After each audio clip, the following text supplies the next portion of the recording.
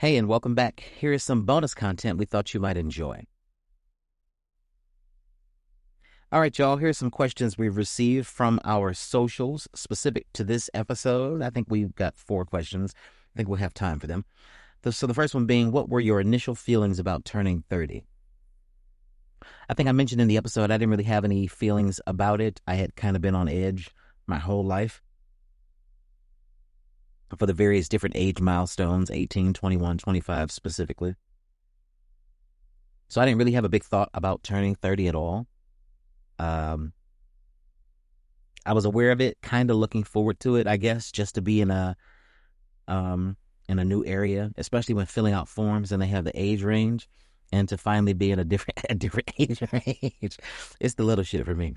But yes, I didn't have any initial feelings about turning 30 at all. I was and still am okay with having been and turned and moved on from. I mean, getting old is a part of life. Every day we're getting a day older, so I didn't really have any thoughts like that.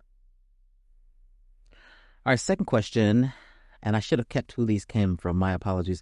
Second question, how did turning 30 compare to your expectations? Having no expectations, it was fine.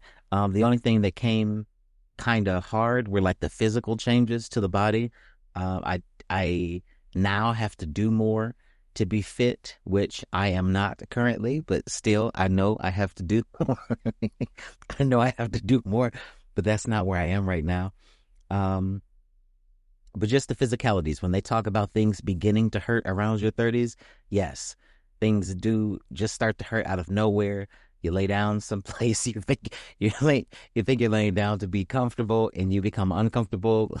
So it's just an interesting challenge trying to find out how to exist and not express it, because like I said, for me it did not happen at 30. It was in my 30s, definitely by 35. Shit that was not speaking is definitely screaming at me now. But just the physicalities, I could tell the difference physically in who I was in my 20s and who I was in my 30s. Yeah, so physically was the only expectation that I guess I will acknowledge, because that one came whether I acknowledged I was in my 30s or not. Let's look. All right, our next question. Can you share a significant milestone or achievement you reached at 30? Well, at 30. That was kind of tough. By my 30s, all of the barriers to going back and doing certain things had passed. So like I wanted to go back to school, but I just wasn't motivated to do it because I was a little disappointed by my first foray into post-secondary education. So, after that disappointment and being left with a very severe and astronomical bill, and just realizing I was one of those students who just had to work and do whatever the passion was. I couldn't do them one at a time. Nobody was funding anything. Nobody was paying for anything. It was all me. If I went to school, I had to get the money for it, because my parents did not save. They're not together, but separately. They did not save for me to go to school. So, and if they did, they didn't contribute any money. So I had to do all of that myself. So yeah, probably just coming to a place where, because I like to say, especially with employment, that you're either someplace where you have time or someplace where you have money, but usually not a fair amount of both.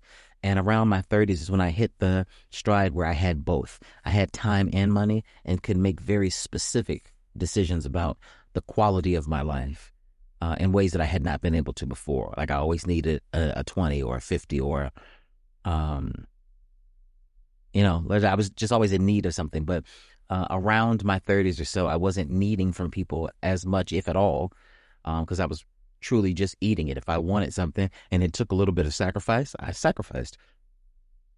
Excuse me, no big deal. I said I sacrificed. And what is Is this one more? Okay. Um, oh, here it is. Last question, what advice would you give to someone approaching their 30s? I don't know. The advice question is always weird because,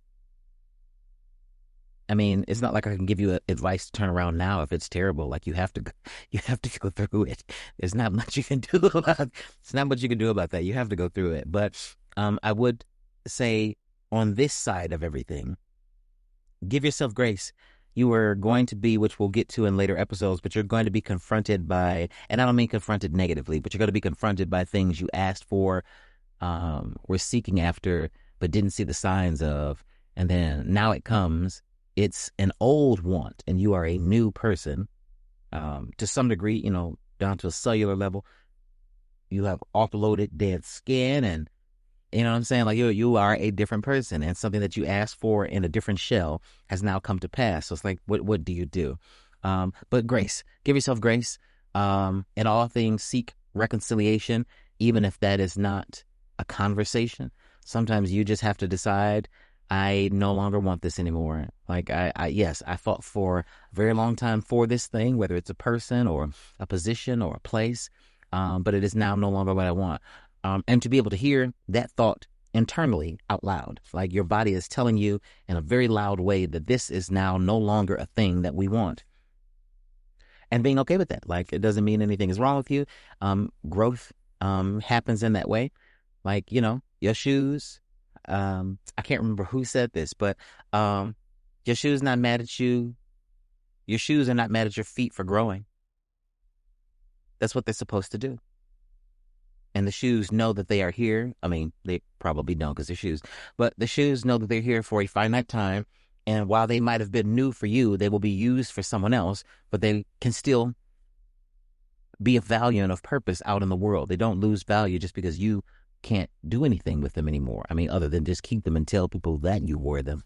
So I try to have that type of mentality about just approaching any milestone age, is that, yes, people might be able to give you some advice, but overall, you have to accept everything for what it is. We are here for a very short period of time.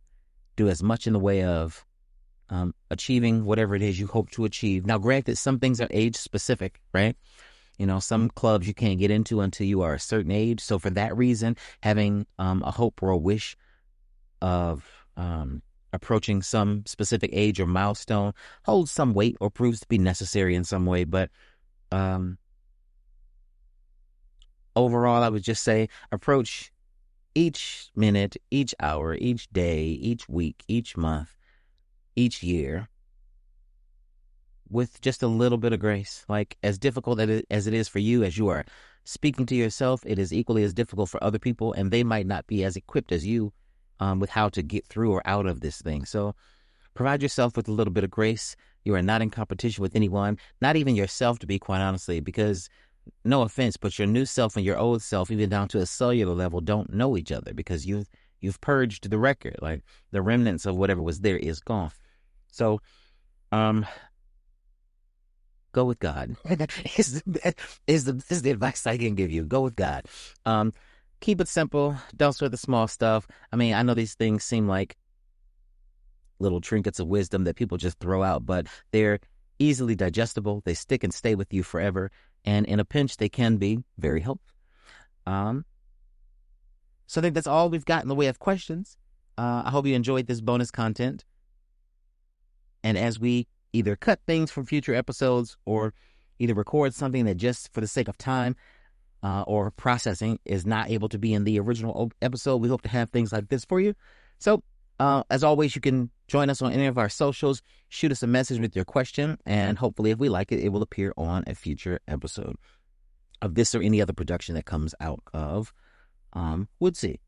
So I hope you all enjoyed it. Bye.